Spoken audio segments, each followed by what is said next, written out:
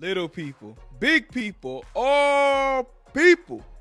This is another episode of Buffed Up Sports, the only podcast that talks Detroit sports, the WNBA, and boxing. So thank you for clicking on this episode. But first, few ground rules. If you want to go on the Buffed Up Sports website, go to buffedupsports.com. There, you will find the social media platforms that I'm on, and you will find the platforms that Buffed Up Sports is on, such as the podcasting platforms like Apple Podcasts and Spotify. Or if you like the video aspect, you can check out the YouTube channel as well. So go to buffedupsports.com for those things, as well as if you want to send, a little cha-ching, it's ways that you can help me out and financially support the show. So go to buffedupsports.com for that. Again, thank you for clicking on this episode. Please subscribe. So subscribe on YouTube, subscribe on Apple, subscribe on Spotify, subscribe on wherever you listen to the podcast on. Please subscribe. With that being said, again, thanks y'all. Hope you enjoy this one. Let's get on with the show.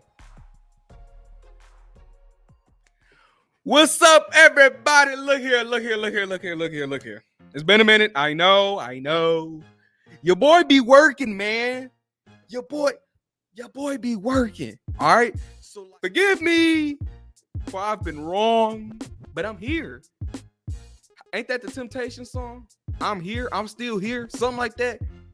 Well, I'm still here.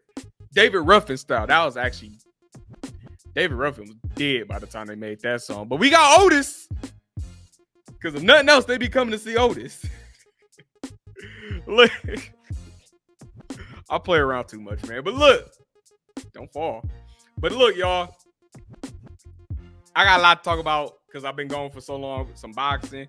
WNBA, as you can see. Some Red Wings. Some Lions. Pistons. Tigers. Let's start. I want to low-key start with football because I got a football story. So part of the reason why I haven't been able to record, first of all, I'm looking at myself right now like, y'all got to forgive my appearance. What Jalen Rose said, you can't get a fade every day. Oh, my goodness, y'all. I mean, the waves busted a little bit, but, like, the beard, like, ain't no lineup or nothing. Just vibes out here. You can't get a fade every day, so that's why we rocking the hat. Now we got that out the way. Look, football story. So, yeah, I've been working. For those who didn't know, I worked with the Michigan Panthers of the UFL. Hey, we going to the playoffs, baby. Let's hunt. No pun intended. But so I was working with them this season, and just this past week we had the last game. I almost met the greatest football player of all time, Tom Brady. And I don't even like the guy. I didn't care for him the whole time he played because here it is. He's winning so many rings. He's finding a way to win games, finding a way to win playoff games, finding a way to win the Super Bowls. My team, we going 0-16. We'll make the playoffs and lose first round. Then we finally make it to the NFC Championship. Then we have a collapse in the second half, that kind of thing, right? So I never really cared for Tom Brady because I was like, dang, this dude always getting lucky. I want my team to enjoy success like that. But no, so Tom Brady, he's on the field standing literally where we stand. But I didn't get to meet him. You know why? I was too busy eating. I'm not joking. I was eating. I was in the four-field break room enjoying a double-decker from Big Boy when I actually found out he was at the game. And I could have easily went down there. But I had to hurry up and finish that sandwich. So by the time I go down there, they said I just missed him by like maybe 30 seconds. So that's my quick little Tom Brady story about how RJ was 30 seconds away from at least running the Tom Brady. Because they did tell us, like, if you do go past him, like, don't say nothing. But, like, I could have just walked by the man. I could have been in the same air as Tom Brady. Literally, like, the same. I missed out. Shout out Big Boy because that sandwich was good, but I missed out. Speaking of the NFL, though. Well, I was talking about the UFL, but we was talking about the NFL's greatest quarterback. Anyway, boom. Lions. Detroit Lions. I never got to talk to you about the NFL draft. The NFL draft was a crazy experience, one I would never forget. I liked everything the Lions did for the most part. I was very happy. The crowd seemed happy. shout out the crowd because Detroit behaved way better than what I thought. I can't tell y'all, but really, like, it was some things that happened because for those, I worked the NFL draft too. So I want to tell some stories about what was going on, but like, I can't because it's just going. I will give y'all this one though. Like I said, I'm working NFL draft. I got a badge and everything.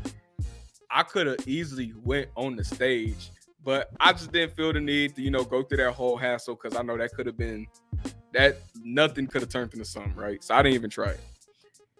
But I worked the overnight shift. Like basically a part of my job was once the draft was over, I pretty much watched that Campus Martius area to like make sure nobody would come in and do nothing stupid, right? Or like making sure people had badges who were in there because it was 24 hours for like scouts, team front offices, players, whoever wanted to come in, media. But it was 24/7 access, but you just had to have a badge. So boom, it's 5 o'clock. I think 5 o'clock in the morning.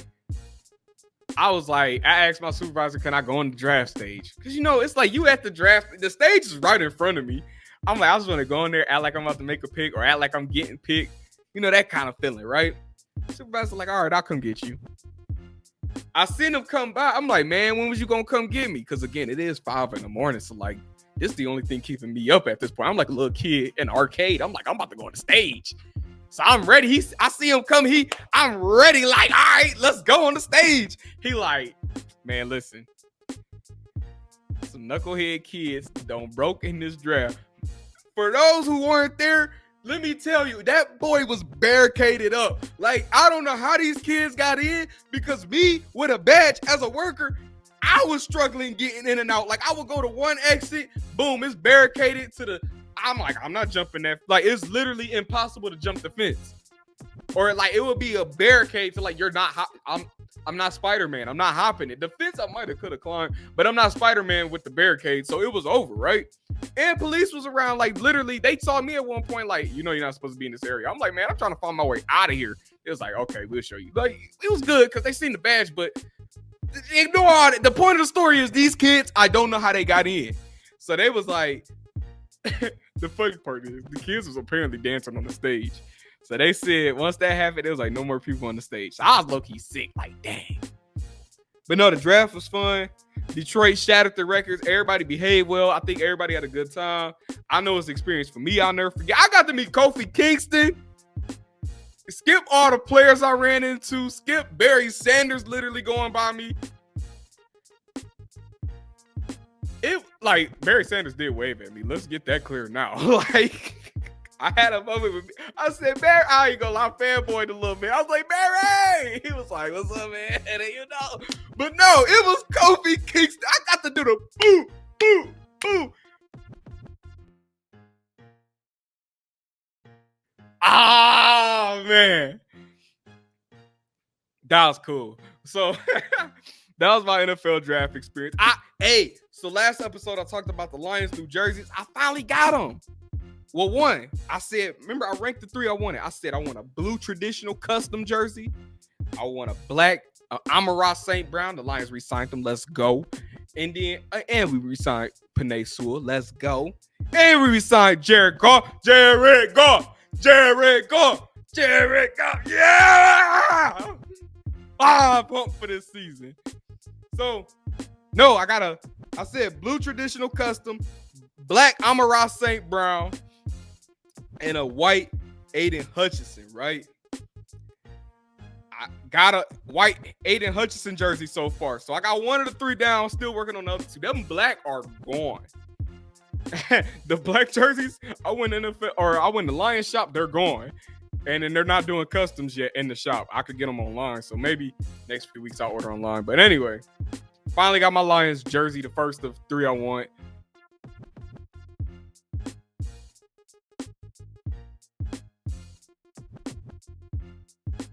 Maybe I'll wear it on the pod soon, show it off. For now. NHL, let's get through it real quick. Red Wings, one thing about me. There they go, the Red Wings. One thing about me, I don't really watch too much hockey outside the Red Wings. If the Red Wings ain't playing, let alone winning, I'm not watching. So I don't know anything going on in the playoffs right now. Don't ask me because I don't know. But I do know the Red Wings did the whole draft lottery thing. They got the 15th pick. Continuing to speak on draft lotteries, the Pistons, they did their draft lottery. I told everybody be getting the 5th pick. Everybody like, nah, man, the NBA ain't gonna do us like that again. What happened? The Pistons got their 5th pick again. Everybody sending me draft predictions. I don't care. We got the 5th pick of the draft for a 3rd year in a row. Skip the draft, especially in the draft that's weak. I don't care no more. I genuinely don't care who we take. We can take Bronny James for all I care. We can take Bronny James and pray that LeBron James Sr. comes to the Detroit Pistons. At this point, I'm for it. I'm laughing, but I'm kind of serious, but I'm also kind of heartbroken because why did it come to this point? You know, like LeBron, this Pistons roster would probably be worse than the Lakers roster he played with. But doggone it, it would be fun to see LeBron James in a Pistons jersey. I got that out. But no, that was a lot. LeBron's back on the well, he's not back on the Pistons, but I think he's back on the free agency list as far as like, I don't think he'd be with the Lakers no more. So I wouldn't mind LeBron coming to the Pistons. But as far as the Pistons go, yeah, we got the 5th pick. Woo, yay, whatever. We still don't have a team president, which we've been looking for how many months now? We still ain't got one. And this hurts because the NBA Finals is about to start because we're in the conference finals and my team's not in it. Let alone my arch nemesis team, Jason Tatum's in it with the Boston Celtics, a team I even hate more. And let alone, dog, 2 teams I hate the most, the Indiana Pacers and the Boston Celtics meeting up in the conference finals. Do y'all understand how stressed that series got me? But my feelings for Jason Tatum in a bad way are so strong that I'm rooting for the Pacers. I never thought I'd say it, but I root for the Indiana Pacers right now, man. All I know is I don't care who wins between the Timberwolves and the Mavericks. I like Anthony Edwards. I like Luka Doncic. Whoever win that series, please win the championship. Please. For my sanity, win the championship. In all seriousness, you know, when I was actually first outlining this episode, I talked about how, Spencer Torkelson hasn't hit a home run yet. He finally hit 3. And y'all can thank me for the 3 he hit. I ain't think you. The first one, don't thank me for. The second one, definitely thank me for. Second and third, indirectly third. But definitely the second one. Because I got witnesses. When he hit that second one, he had just hit the first one the day before. And the Tigers was down in the game. I said Spencer Torkelson is going to he going to hit the game winner. I thought it was going to be a walk-off. But he went up in the 8th. I said, you know what? It ain't going to be a walk-off, but I bet you he get us this lead. I said he hit a home run yesterday. He just needs to see one go over the fence to get his confidence up. What happened? I'm in mid-sentence talking about, oh, yeah, he going to be the one to get us the... All right! So, shout out me. Now that Spencer Torkelson has hit his 3rd home run of the season, how do you feel? Are you still concerned? Are you like, all right, I think he's going to get it going now? Me personally, I think he is going to get it going now just because of the fact he did a slow start last year. Now, granted, it wasn't as slow as this year, but let's check it out, y'all. Once it got a little warmer outside, once he got things rolling, the guy was rolling. So let's just hope and pray. That's all it is. He just had to get his little rhythm going, which I'm all for. I tell you what, though, these Tigers, what does concern me is the inconsistency of this team. I mean, it scares the daylights out of me. I don't know what the trajectory... I can't talk today, y'all. I don't know what the trajectory... You got to sound it out sometimes. Trajectory of the season is. Preseason, early season, all that. I would have said, man, we're going to be fighting for a playoff spot. If nothing else, we taking wild card. Now, we're not even 500 no more. So I'm like, well... I mean, granted, we haven't made it to June yet, but so that's where I'm at with that. Boxing. The pound for pound rankings has changed because Alexander Usyk beat Tyson Fury. Naoya Inoue. First of all, we jinxed this dude because me and Mondes last episode said he was the most unbeatable boxer in boxing right now. Inoue in his last fight got dropped in the first round.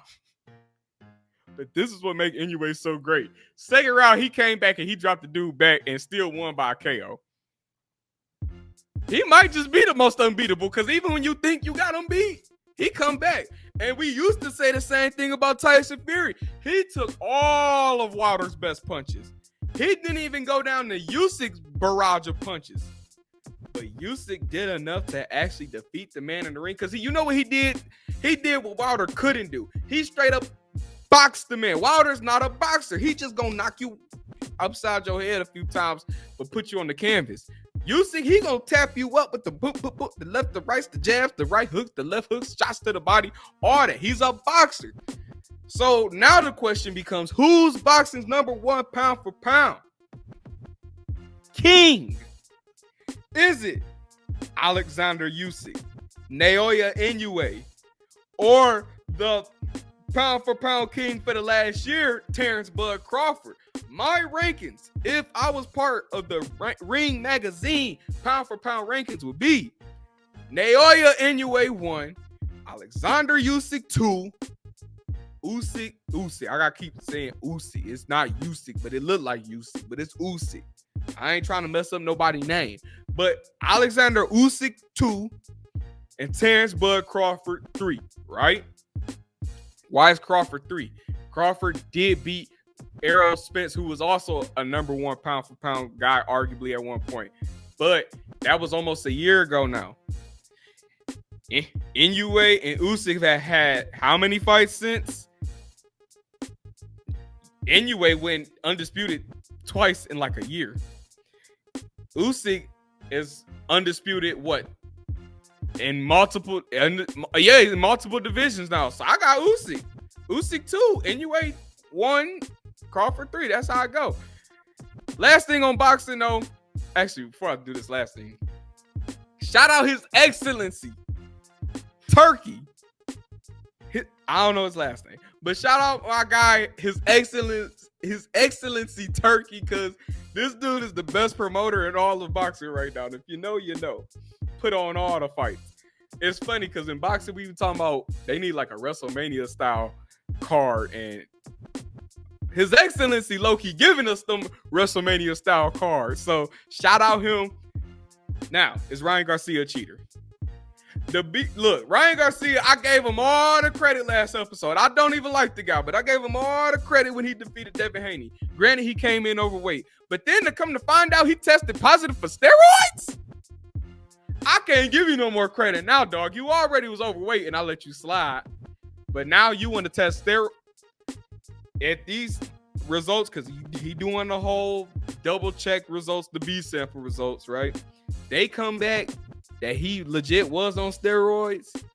I want Devin Haney's loss ruled to a no contest. He already didn't lose his belt because Garcia came in overweight, but I don't want him to lose his undefeated record either, because granted, real fans gonna know what happened, but he don't deserve it in an official record setting because his opponent came in overweight and was on steroids. Like, what?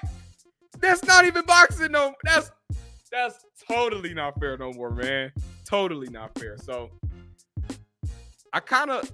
a part of me wants these results to come back that he was positive for steroids, because then it's like, I'm a Devin Haney fan and I'm not a Ryan fan. So it could be like, ha, Ryan.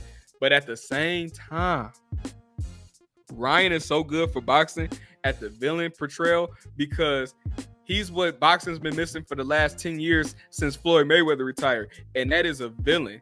You want that person who's going to sell the pay-per-views, market, make the fights, watch people want to tune in, market the fights. There we go.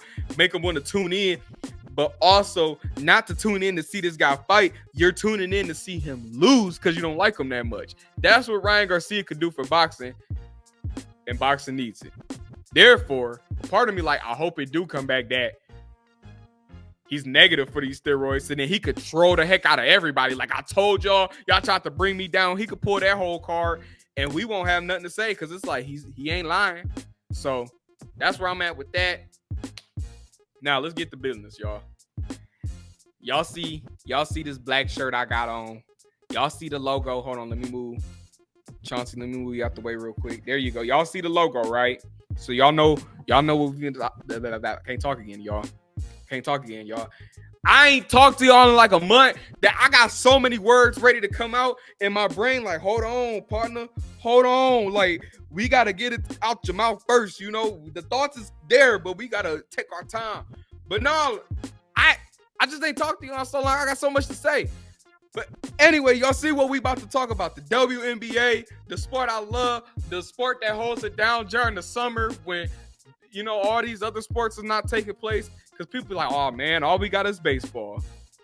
Because, you know, boxing happen, every weekend, every other. You might get a fight once a month. But you got baseball 162 days. That's on every day during the summer. But the WNBA is what really holds it down.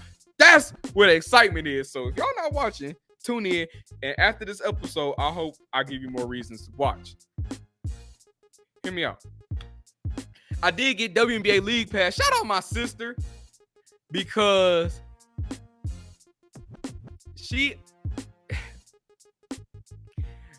I used her student ID. I ain't gonna lie, y'all. I did. It made a $15 difference. I don't even know if I should be saying this on air.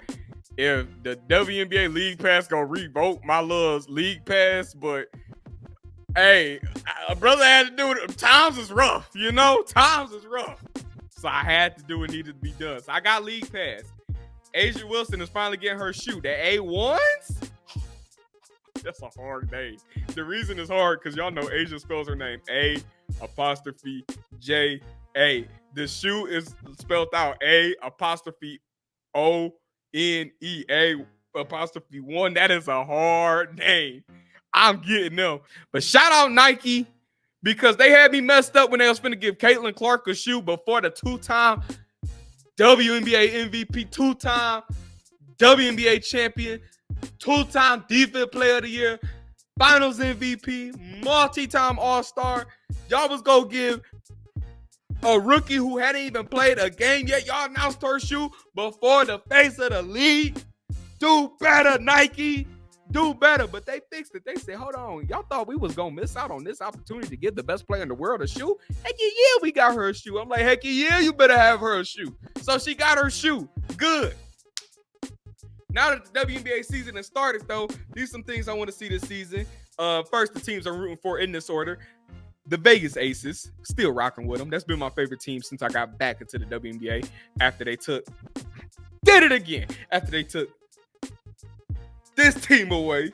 The Indiana Fever is number 2 because, I mean, Caitlin Clark, I saw her twice in college. I've told y'all the story before. The first time I seen her play in person, I had no idea who she was going into the game. She dropped 44 points. I've been following her ever since. So where she go, I go. That's number 2. And then number 3, an Atlanta Dream. I've always had a thing for the Dream. Bars. Because they just got a lot of my favorite players on the team that, again, players I followed in college, like I was a fan of in college, and then boom, like Haley Jones and Nas Hillman, 2 players I liked a lot in college, and then they end up on the same team. Plus Alicia Gray, Ryan Howard. Ryan Howard's another one that I liked in college. Boom, again, they all end up on the same team. Ariel Powers, Detroit Country Day. She got those roots. So I'm rolling with the Dream, man. I'm rolling with the Dream. Nas Hillman also Michigan. She played at University of Michigan. So the Dream got some Michigan/Detroit roots. Yeah, we rocking with the Atlanta Dream, a.k.a. the Detroit Dream, whatever you want to call it. But nah, they're my 3 teams. Things I want to see this season. I want to at least catch a game in person, maybe 2. Them ticket prices is crazy, though. And we're going to talk about that in a minute.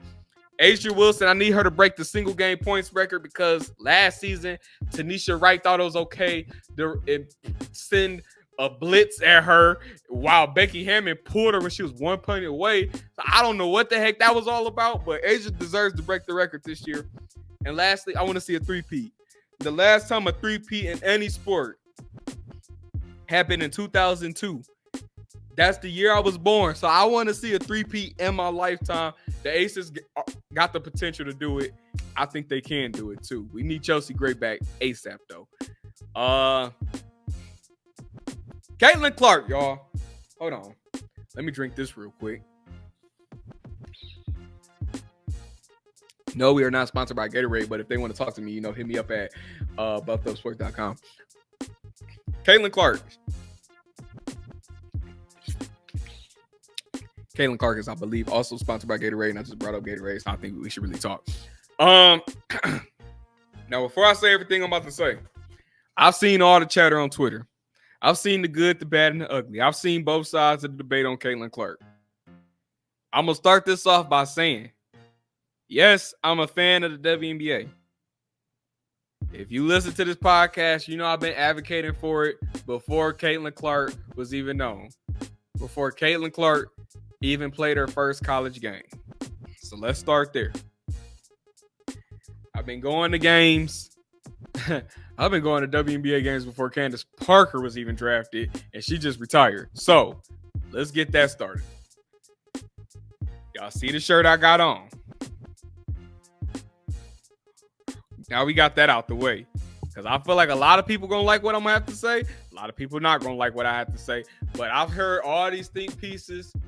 I want to get mine off my chest now, because I've stayed silent.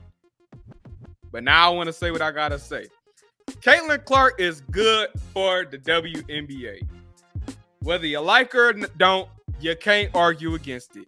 For those of you who do hate on her, stop hating. I'm not saying you gotta like her, but y'all got to learn to respect her. Diana Taurasi. A lot of people don't like her. She got the most points in the WNBA. It is what it is. Sabrina Ionescu. A lot of people don't like A'ja Wilson. I'm saying all these all-stars, right? I don't care if you like or love them. Like them or hate them. It doesn't matter. But y'all gotta learn to respect them, because they're all all-stars. They all the best basketball players in the world, male or female. Because all you fellas out there who don't think the girls will give you a bucket, they will most definitely give you a bucket. So let's stop playing. Now, Caitlin Clark, she's good for the league. Please stop hating on her. Let's start here. Don't be mad at the casuals who say things like Caitlin Clark's the greatest, or Caitlin Clark's this, or she gonna do this for the league. Don't be mad at them, because the way she's been marketed, she's bringing in new fans, so they don't know any better about the players and the pioneers before her. You know what I'm saying? I don't want to say pioneers, but just those who came before her. But don't just gatekeep, educate them. Pat McAfee is a great example. I love the interactions he's had with talking about the WNBA. First, it was Caitlin Clark's going to be great. Then he saw the New York Liberty. He's like, oh, man, can anybody beat this team? Like, the New York Liberty is the best team in the WNBA. Then the people was like, yo, Pat, the New York Liberty lost in the finals last year to the Vegas Aces. That's the best team in the league. And he's like, okay, cool. He's learning. That's what we need more of. Let's keep doing more of that. That's all I'm asking for. We need more of those interactions, right?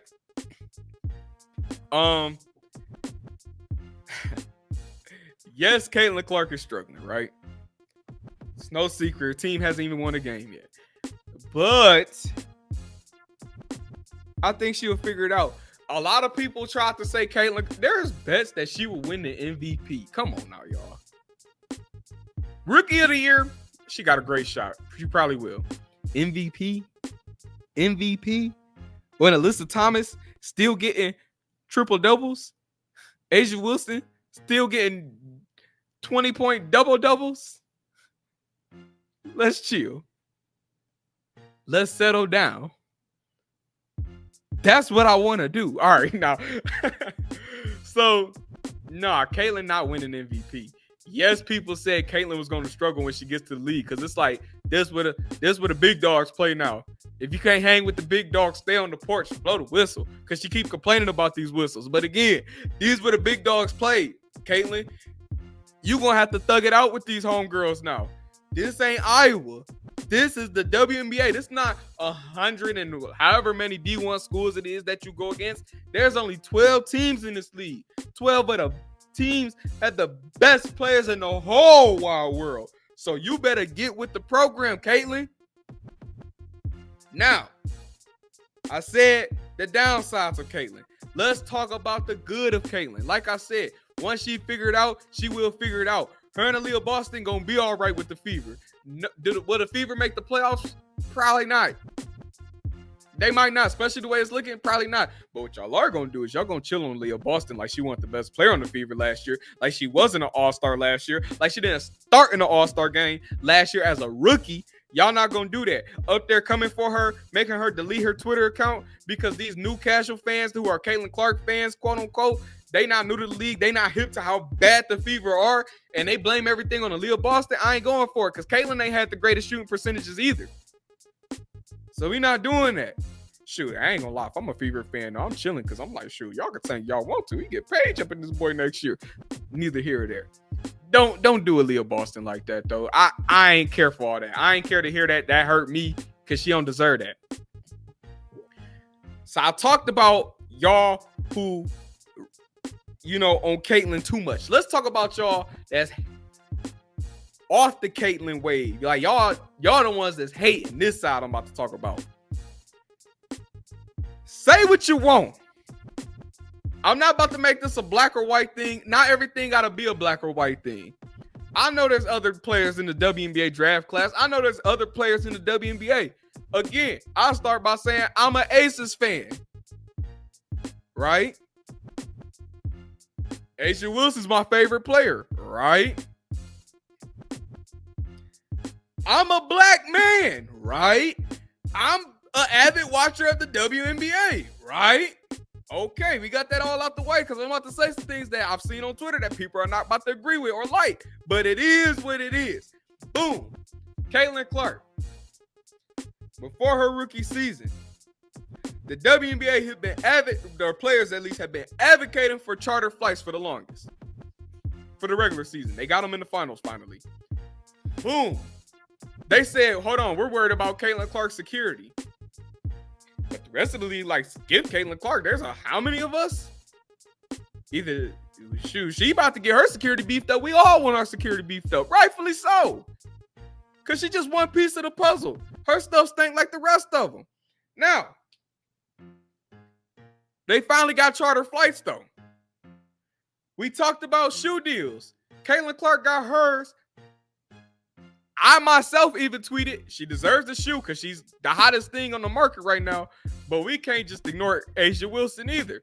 And that was crazy because Caitlin Clark gets a shoe and A'ja Wilson's still waiting in the background. But guess what? Caitlin got a shoe. A'ja got a shoe. So boom. Everybody, well, not everybody, but both players got shoes now. Part of that's because of the fan outlash. Sure. Good job, fans. Ticket prices don't went up. You could go to a Fever game last year, lower bowl for 15. 15 barely getting you in the building now before the fees kick in. But Caitlin Clark got the I don't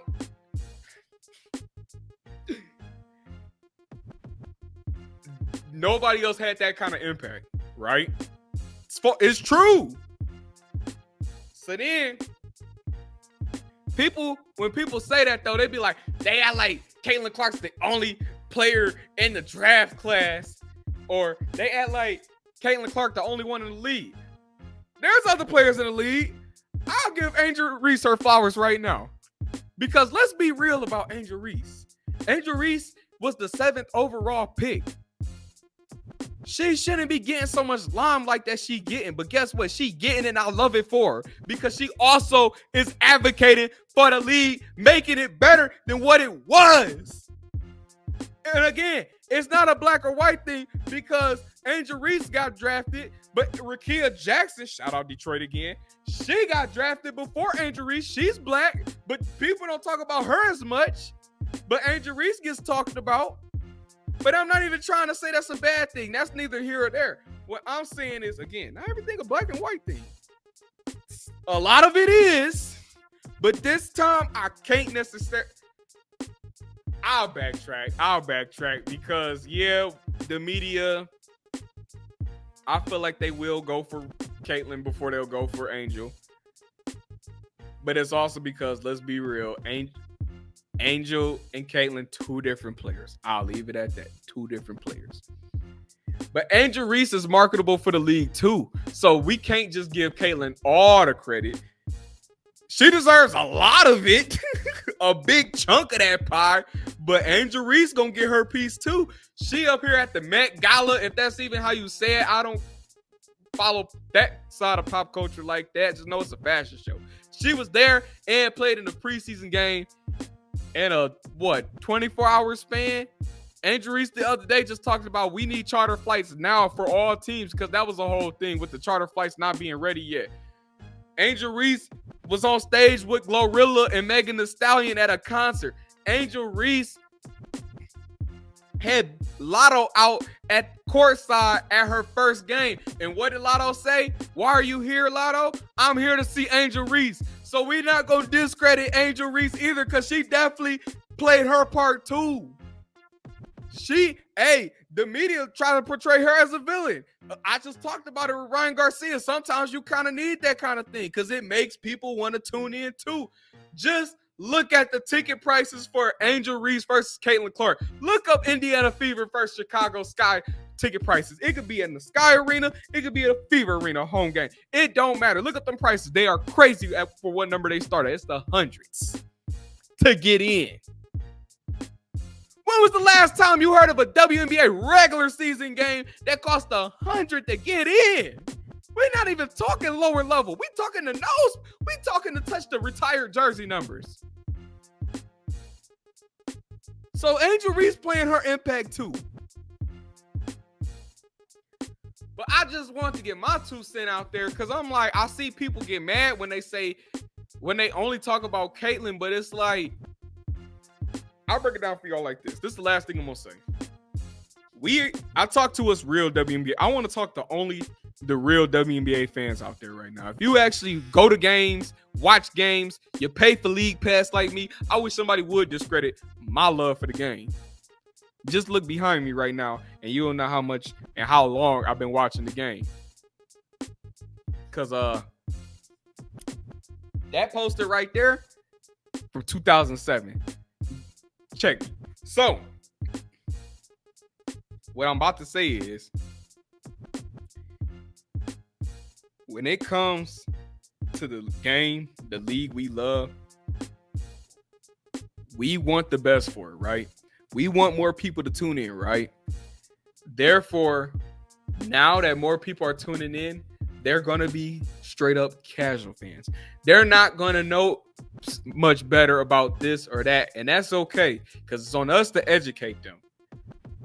But we have to be welcoming to these casual fans. We can't just run them out and annoy them.